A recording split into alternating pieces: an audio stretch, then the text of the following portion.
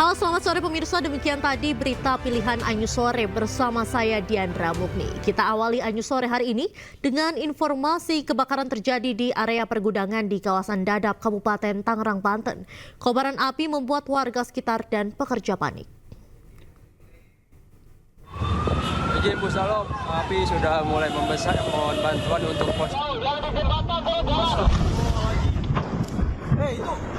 Itu pakai pemadam. Minta unit diluncurkan dari Mako dan warga dan para pekerja panik saat kebakaran terjadi di area pergudangan kawasan Dadap, Kabupaten Tangerang, Banten. Kebakaran diduga terjadi pada pukul 11 Jumat siang tadi dari gudang bahan kimia yang ada di kawasan tersebut. Udah ada asap nih, udah merah. Ledakan nih. Wah, jauh. Kebakaran terjadi sempat terdengar dentuman atau ledakan sebanyak 6 kali. Peristiwa kebakaran juga sempat direkam salah seorang penumpang sebuah maskapai beberapa saat sebelum pesawat yang ditombakinya mendarat. Tampak dari udara asap pekat membumbung tinggi hingga hampir mengenai pesawat. Hingga kini petugas masih berusaha memadamkan api di lokasi kebakaran. Sementara itu, belum ada informasi mengenai penyebab kebakaran maupun adanya korban jiwa. Dari Kabupaten Tangerang, Banten, Tim Liputan iJus melaporkan. Pemirsa, kita beralih ke informasi lainnya. Tim DVI Rumah Sakit Polri Kramat Jati, Jakarta Timur kembali mengidentifikasi 3 jenazah korban kebakaran Glodok Plaza, Jakarta Barat. Ketiganya jenazah kemudian langsung diserahkan kepada pihak keluarga.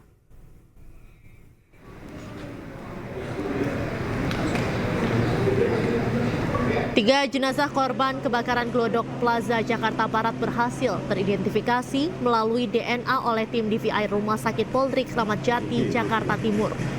Pihak RS Polri mengatakan 3 jenazah teridentifikasi merupakan wanita.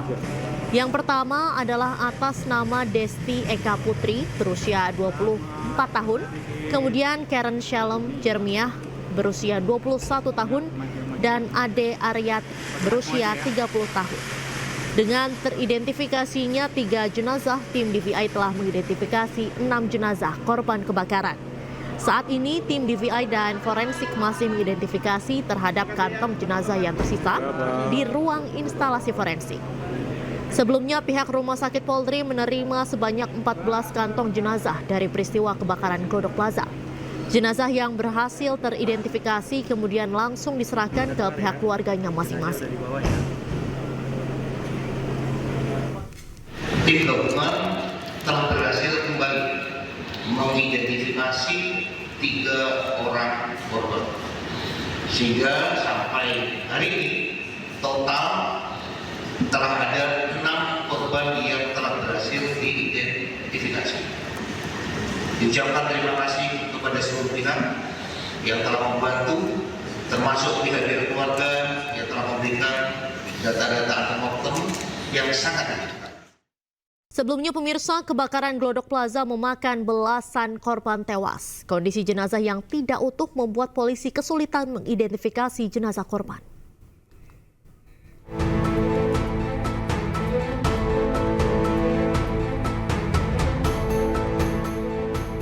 Rumah Sakit Polri menerima 14 kantong jenazah dari proses pencarian yang dilakukan di Glodok Plaza pasca kebakaran terjadi. Petugas damkar sempat kesulitan memadamkan api lantaran api berasal dari lantai 7 hingga ke atap bangunan. Proses pendinginan dan evakuasi korban juga membutuhkan waktu yang lama.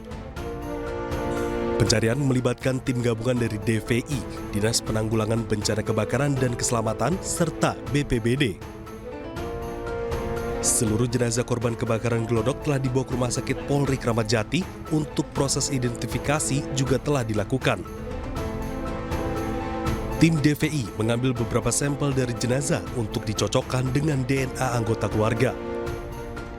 Sementara itu, pihak Rumah Sakit Polri hingga kini berhasil mengidentifikasi 6 jenazah dari total 14 kantong jenazah yang diterima oleh Rumah Sakit Polri Kramat Jati. Namun tim DVI Rumah Sakit Polri telah mengambil sampel DNA dari seluruh jenazah ataupun bagian tubuh jenazah yang ada untuk diidentifikasi. Pemirsa, untuk mengetahui informasi selengkapnya kita akan bergabung dengan rekan Nata Arman yang berada di lokasi kebakaran gudang dadap Kabupaten Tangerang, Banten. Selamat sore Nata, seperti apakah proses pemadaman di sana, apakah masih berlangsung?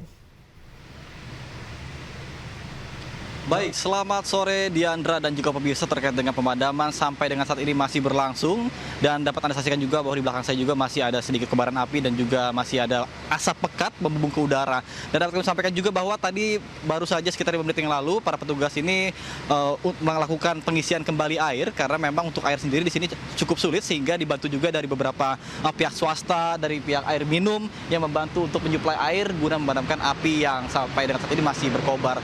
Dan dapat kami sampaikan juga bahwa Diandra dan pemirsa bahwa pertama kali ada ledakan itu sebanyak 6 kali di lokasi titik yang ada di sebelah sisi kiri. Kemudian ketika sekitar pukul 11:30 siang tadi dikonfirmasi ketika sudah mulai ada ledakan, para karyawan yang sedang melakukan kegiatan ini langsung berhamburan keluar untuk menyelamatkan diri, sehingga berdasarkan tadi kami wawancara dengan pihak pemadam kebakaran tidak ada korban jiwa dalam peristiwa ini. Dan seperti kita ketahui bersama bahwa untuk gudang yang terbakar pertama kali ini merupakan isinya adalah seperti mainan, kemudian sepeda, ada juga kompor dan juga bahan kimia, sehingga inilah yang menyebabkan banyaknya material-material yang mudah terbakar dan juga menyebabkan meluasnya dari kebakaran. Dan saya pun akan mengajak Anda beserta juru kamera Iriansyah Wahyudi untuk mengeksplor ke titik api yang ada di sebelah sisi kanan saya. Ini juga merupakan lokasi penyimpanan, masih sama satu deretan yang terkena dampak dari ledakan tadi yang menyebabkan ada mulainya api berkobar. Sampai saat ini juga pihak pemadam kebakaran masih terus berjibaku guna untuk memadamkan api.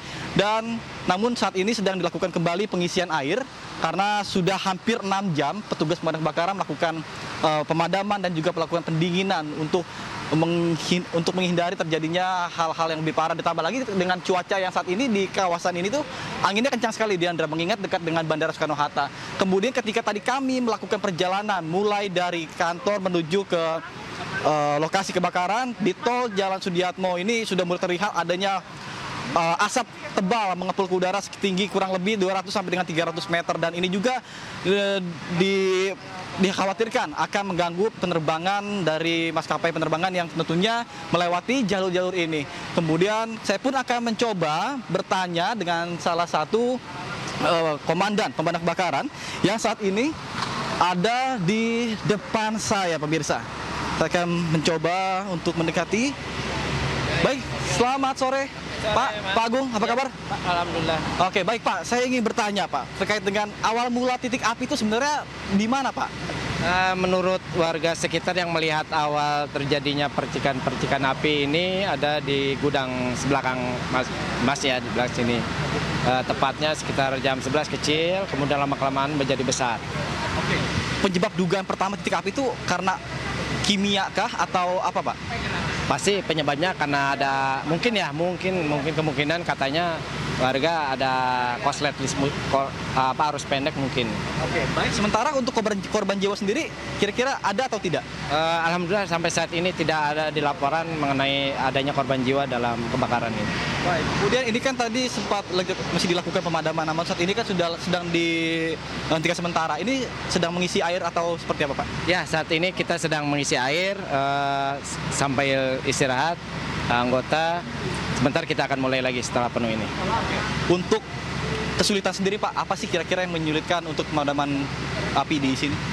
Kesulitan memang karena gudangnya juga luasannya cukup luas, bahan yang terbakar juga cepat terbakar, kemudian cuaca juga angin yang cukup kuat gitu ya, sehingga angin itu kencang, jadi bisa dapat memindahkan api dari satu titik ke titik yang lainnya. Gitu. Oke. Baik, terima kasih Pak Agung atas informasi dan waktunya. Selamat bertugas kembali dan salam sehat Bapak. Pemirsa, itulah tadi perbincangan saya dengan komandan kebakaran, yang mana sampai saat ini juga pihak pemadam kebakaran masih terus berjibaku, dan juga ada beberapa titik yang krusial, terutama bangunan-bangunan ini hanya saja berlapiskan dari batako yang begitu tipis, sehingga tadi ketika saya melintasi jalan ini sekitar pukul 16 atau pukul 4 lewat, ada atap bisa Anda saksikan ini runtuh karena karena mungkin panas api yang ada di dalam sehingga tiba-tiba retak dan juga runtuh, sehingga sebenarnya tidak diizinkan juga masyarakat sipil biasa untuk melintasi kawasan ini karena dikhawatirkan adanya lelehan-lelehan dari material-material yang terbakar seperti paralon yang ada di atas, kabel listrik, kemudian juga batako-batako yang tentunya sangat tipis seperti itu.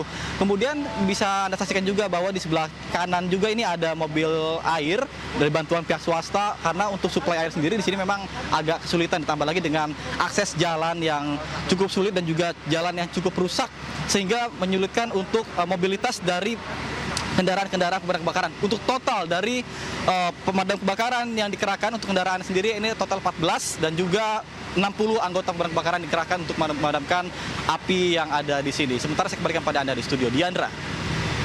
Baik, terima kasih Nata Arpan langsung dari lokasi kebakaran. Selamat kembali bertugas dan terus berhati-hati. Pemirsa, tadi rekan Nata Arpan menyampaikan bahwa kebakaran yang terjadi di Dadap, Tangerang, Banten ini menyebabkan gangguan terhadap penerbangan. Dan untuk mengetahui seperti apa suasana di sekitar Bandara Soekarno-Hatta, Tangerang, Banten, kita akan langsung bergabung dengan Senior Manager Branch Communication Legal Bandara Soekarno-Hatta, Muhammad Holik Muardi. Selamat sore, Pak Holik. Selamat sore. Baik, Pak Holik, adanya kebakaran yang terjadi di Dadap ini apakah mengganggu aktivitas penerbangan, Pak? Ya, jadi hari ini memang kita ketahui terjadi kebakaran di salah satu pergudangan daerah Dadap.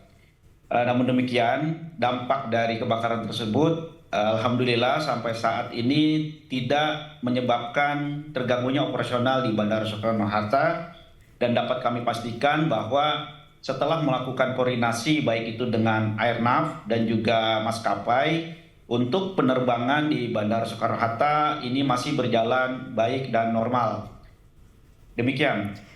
Berarti untuk penerbangan ini dapat dikatakan berjalan dengan normal. Kemudian sebelum terjadinya atau saat terjadi kebakaran ini sempat ada gangguan dalam landing atau seperti apa, Pak? Ya, jadi untuk operasional di Bandara Soekarno-Hatta ini pada saat kebakaran dan sampai hari ini ya alhamdulillah tidak terganggu. Untuk pendaratan baik itu take off landing di Bandara Soekarno-Hatta masih berjalan lancar, dan juga kami tentunya menghimbau kepada pengguna jasa atau calon penumpang bandara untuk sekiranya tidak panik, dan kami pastikan bahwa operasional di Bandara Soekarno-Hatta masih berjalan baik dan normal, dan kami berharap kebakaran yang terjadi di salah satu daerah Dadap itu dapat dikendalikan dan dipadamkan dengan segera. Baik, berdasarkan visual yang kami dapatkan, ini kan dapat dilihat asap yang mengepul tinggi. Ini dapat terlihat dari atas pesawat, Pak. Apakah antisipasi yang dapat dilakukan oleh pilot agar ini tidak mengganggu aktivitas penerbangan, Pak? Ya, jadi dalam hal ini pilot saat akan melakukan take off maupun landing selalu menunggu instruksi dari tower. Dalam hal ini adalah Airnav.